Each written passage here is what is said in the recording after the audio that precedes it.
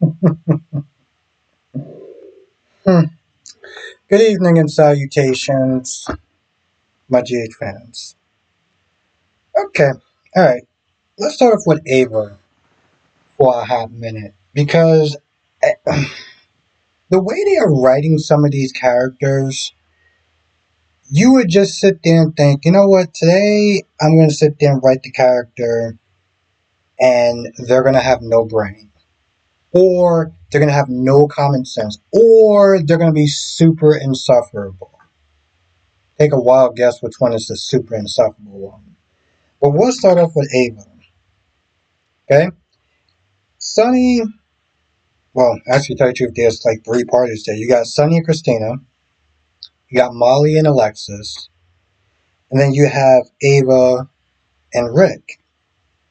When Ava walked into the room, she sees the eyes looking at her, and she says something. I don't exactly remember what it was, but she's like, I don't like all these eyes and that they're judging me and stuff like that. I'm like, Ava, okay, throughout the years, you've done some shit, right? So don't act surprised when people sit there and look at you in a certain way. Didn't you once sit there and say, I don't really care what a lot of other people think. They can kick rocks without socks. Wasn't that her line like a couple of weeks ago? So anyway, sitting down and, Christina's not there talking about Sunny's living situation and how it needs to be better for the girls, for the younger girls, Donna and Avery. Um, Alexis and Molly aren't really talking about too much of anything that's important, except for when Rick gets there. Rick is not there talking to Molly. It's super awkward, and eventually Rick goes and sits back down with Ava. Ava is complaining about her shoe-sized apartment, which I'm like, bro, what are you talking about? I mean, you would sit there and think that this chick used to like live in mansions or something like that. But anyway, they're talking and they're talking about the custody and everything like that. And Rick is like, listen, not, let's not get ahead of ourselves. Everything is still tenuous at best. Because Ava's like, listen, things are a lot more cooler, and I think that I'm in a better place with him, and yada yada yada. And for some odd reason, she decides to sit there and test this dumbass theory by walking up to Sunny with Christine. Christina just sitting there. She walks over and she's like, just checking about the pickup time when I'm gonna pick her up, and Avery's costume looks very cute, and this, that, and the third. And I'm like, why are you still there for? First of all, you know damn well that Christina does not want you anywhere near her. Okay? So there's no reason why you need to go over there to sit there and have this conversation when you can do this over the phone, you can do this during the text. There's no reason for you to be there over there. You came over there to shit start. Let's not sit there and try to kid a kidder for a minute. So she's just going on and on and on and on and on. And finally, Christina just had enough. Like, she just starts going off on her, right? She starts going off on her. They go back and forth. Um, Rick gets there. He starts defending her. Ava's like, oh, I just came over here for a simple conversation. No, your dumbass did not come over there for a simple conversation. You know damn well what you came over there for. So they're going back and forth. Rick is not there just ripping into Christina, um, saying, listen, this is your fault. You went over to her place. You're the one that caused your baby's death. Just really very hurtful things. And listen, I'm not going to sit there and try to sit there and say that some of that stuff isn't true, because her ass should have just, as just said, sat her pregnant ass down instead of going to Ava's place. But come on. Like, seriously? Like, all that stuff that he was not there saying was just, like, very cruel, intentional. And so they're going back and forth. Sonny is getting upset. He's yelling. And of course, the no stress part clearly went out the window at that point. Um, Such a good idea to wait for 3 months for to get the heart thing fixed, right? Alexis comes over there. They pretty much kind of break it up. Molly at some point leaves.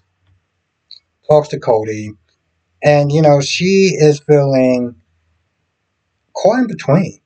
And one of the things she said was, it sucks that every time I sit there and I love one parent, I love the other parent. Either one of those parents, I feel like they're looking at me like I'm betraying them. And granted, she's an adult, but it still sucks to sit there and feel like you're in the middle of those two, their war towards each other. Um, Clearly no word from where TJ's at. I guess they're just not gonna get to it. Maybe they'll get to it at some point. This episode was all over the place, so I know I'm gonna sit there and miss a couple of things. Sonny's not there talking to Jason, and Jason's not there debriefing him. Well, they talk about Drew and how Drew did another scumbag thing that they just can't keep count of at this point. But it was lying about the alibi. Then there's something talking about how Sitwell and Drew are planning on taking a pier, and they're either going to do it through legal means or they're going to sit there and do it through force, and then the whole firebomb thing, and thinking that most likely Sitwell was involved with it. Now, Sitwell is in the elevator, and eventually Natalia gets there. She's super uncomfortable. Maxie gets in the elevator. She's super uncomfortable. And they all get out, and Lucy's there. And Lucy called a meeting. Don't know why Tracy's not there, but whatever. And long story short, Lucy, Natalia, and Maxie start this meeting. And the person that was supposed to sit there and provide this rare mineral didn't get paid. Even though Brooklyn was there, for some odd reason, it did not get paid. I'm pretty sure you have the accounting department sit there and make sure stuff like that happens. But because that person didn't get paid, they decided to sit there and hand over mineral to Erica Kane's company. I forgot what it was called, Enchanted, I think. So now they're like, oh man, we're screwed. What are we going to do? We need this rare mineral. Where are we going to sit there and find it from? While that's going on, Sitwell's not there talking to Jordan about the project, the espionage project or whatever. And Lucy comes over there. Lucy's like, I know you're kind of busy right now, but, Deception really wants to do business with you right now, so cuts that meeting short. Sitwell comes over. Maxie is still uneffing comfortable. Uncomfortable about, working with Sitwell. And Lucy is just like, yeah, I know what you're listening to this. I know what Lulu was saying. I know what Lucky was saying. But yeah, those are all allegations or whatever. And the thing is, at one point, Maxie's not there talking to Sitwell, and I think this is after. Okay, and the person who was talking about was insufferable was Sasha, and I'm gonna kind of go on that. Well, it's clearly not going to be in order, but at some point, Sasha sees, because Sasha gets a text from Carly. Long story short, Carly and Olivia had a meeting, and they're like, we need to sit there and rescue Sasha. Well, Olivia was like, we need to rescue Sasha because the Quartermains are going to drive her crazy, and she's going to get to a point where she's going to balk. We don't want that. So we're going to have her work at the Metro Court as a chef instead, because apparently she's a chef now. So that's the plan. So they text Sasha, and they have the meeting, and then Sasha gets a little kind of irritating, but I think she's more, she's probably going to sit there and take the job at the Metro Court because dealing with Tracy is just, why the hell should you actually have to deal with Tracy? Now she sees Sitwell. Mind you, she's pregnant, right? And of course she was being super insufferable to Jason when all Jason offered was money to sit there and help her out. And for some odd reason, she's like, oh no, Jason, you're not going to sit there and get your way. I'm like, when the hell did Sasha actually start to become so goddamn insufferable? Remember when Sasha was actually likable? People actually liked her. They rooted for her and everything like that. And ever since this whole, her hooking up with Michael, it's just become just a downhill spiral with her. She's complaining about the Quartermains being super insufferable and, constantly just, hounding her and just like suffocating her in a sense, right? And she's like, well, now I know how Willow feels. I was like, you mean when you were sitting there judging Willow? You mean that time? You mean that time you were sitting there judging Willow? Yeah, those are some good times, right? And of course, like I said, she's being super insufferable. My baby this, my baby that. I was planning on raising this baby all by myself. That was my plan. And I'm like, I guess you're just gonna act like Michael is just a non-factor at this point. I really do hope that when Michael comes back, that he does change his mind, because this whole me, me, me, me, me attitude, as though Sasha is just asexual and just she's pregnant. Like, yeah. So anyway, she sees Sitwell pregnant, and she decides to sit there and confront this man. Right? You kidnapped me. You did all this. Down the third, just throws all his business out there on Front Street. Right? And she's like, you don't need to sit there and be working with this guy, but if you want to work with him, you got your information. Do what you want to do with it. Lucy just heard another goddamn. I mean, yeah, I know it's an accusation, but like another thing, another reason not to sit there and work with this guy. So now you heard Lucky's version, you heard Lulu's version, you heard Sasha's version, and you're like, yeah, she pretty much like, I still want to work with him. I'm like, wow, okay. And at this point, oh yeah. So Maxie sits there and asks, like, so this, because at this point, Sid was like, listen, there was no charges filed, there was nothing going on, I wasn't in handcuffs or anything like that. And Maxie's like, so you sitting there saying that she's a liar? Well, what I'm sitting there saying is, I'm like, you didn't sit there and say she was a liar. So, like, she asked a basic question. You just kind of just, you know. And Natalia is like, we need this mineral. So, huh.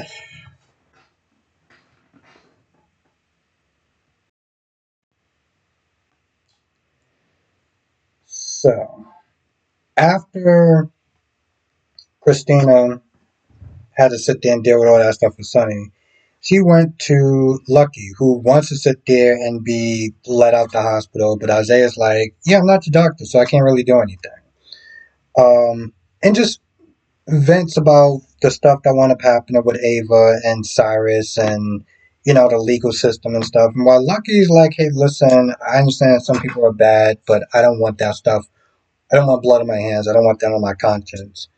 Um, and so he's willing to sit there and trust the legal system a little bit more. Plus, he was a cop, you know. Um, Christina's like,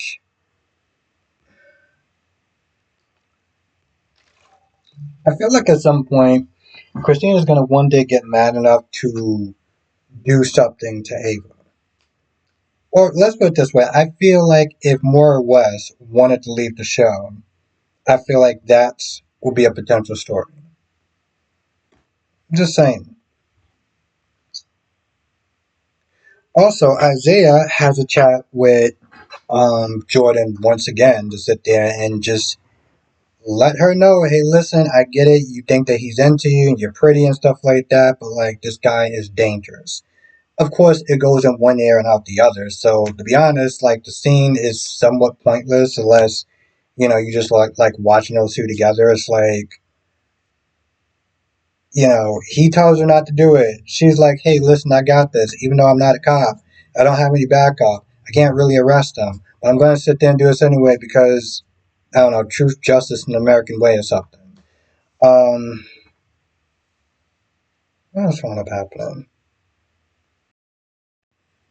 There's a point where Sasha and Cody are talking, and long story short, Cody's like, listen, I get it. They could be, the Quartermains could be wild, they could be very insufferable and stuff like that, but they do genuinely care. Just consider that because I know that they've been putting you through hell, mostly Tracy, but you know, all that intensity, there's love in there. Um, and Sasha's like, listen, I get it, but the way they're going about it, it's just not working for me. But they do seem like they kind of pass things up, and she does sit there and forgive him for, him being an ass for the, last past couple of weeks. So, there's that. He's warming up to the idea of being cousins. He even sat there and said a very cringeworthy joke that he immediately regret the minute that those words left his mouth. Now, I feel like that's about it for the most part. There might have been some stuff here or there that I might have missed. But, oh yeah, they also mentioned that, Ava wasn't there whining about money that wasn't really hers, that she still feels entitled to be had. Because, that also happened too. Yep. Anyway, if I missed anything, write in the comment section below. Come to the live stream tonight, 8 p.m. Eastern, 5 p.m. Pacific. We will be talking about all 5 of the shows. General Hospital, Days of Our Lives, Bold and Beautiful, Young and Restless, and Beyond the Gates, because, well, that was crazy too. Anyway, with that being said, I'm going to go. I'll see you in the next video.